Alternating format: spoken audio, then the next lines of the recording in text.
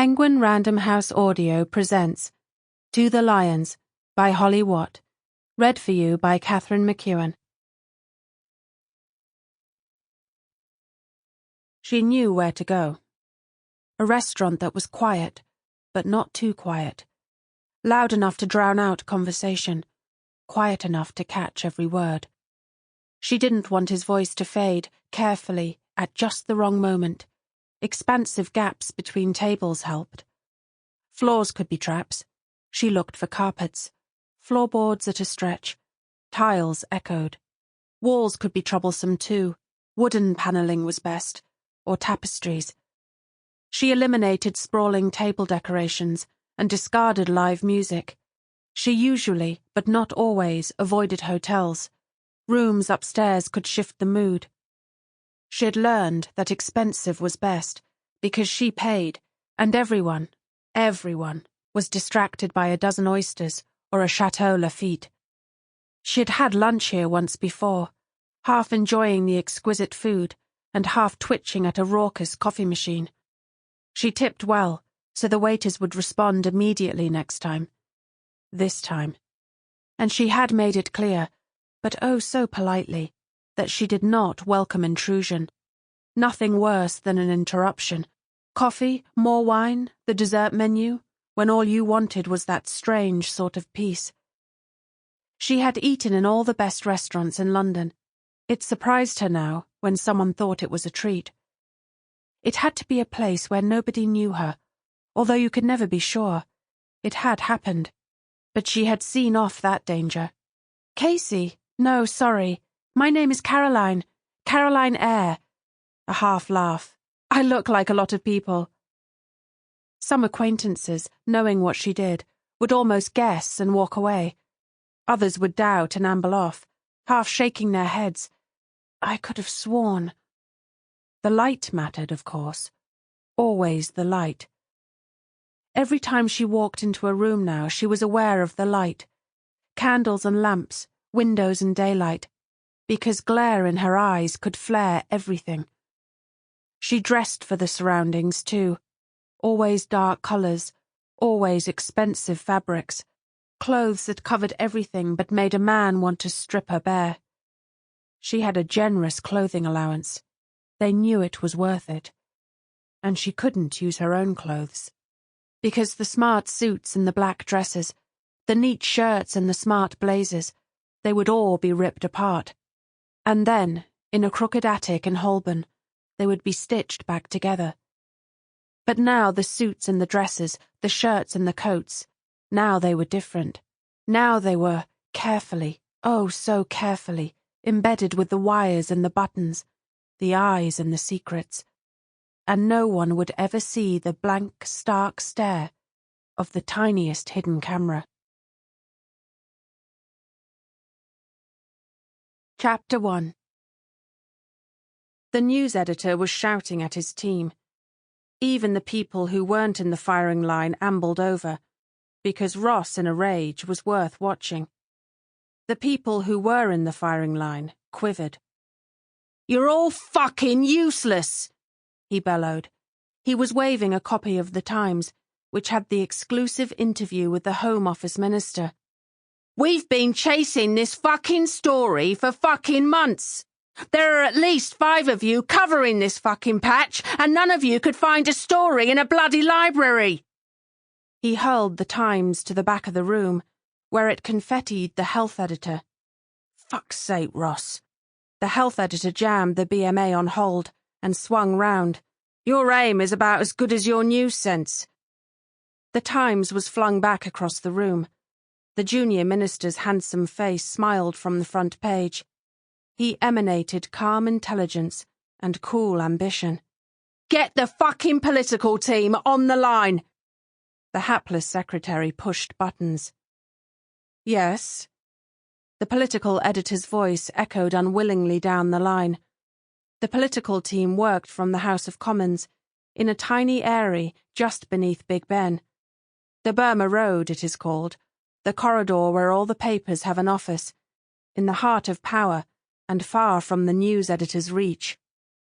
"Did it occur to you that just fucking maybe we might be interested in the first major interview with eyes on the prize Alexander Twatting Kingsley. We tried, Ross. You know we tried. Well, why didn't we fucking get it? I thought you were meant to be bloody mates with him.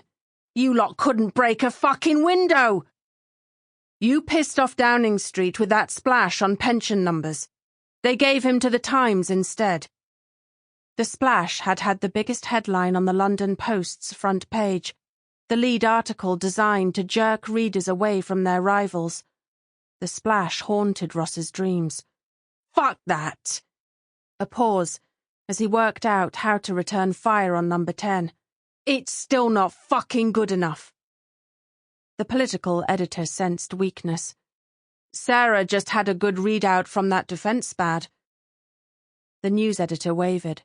If you could offer him tomorrow, you might survive today.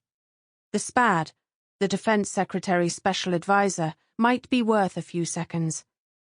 She's got some great staff on the new aircraft carrier, the political editor ploughed on.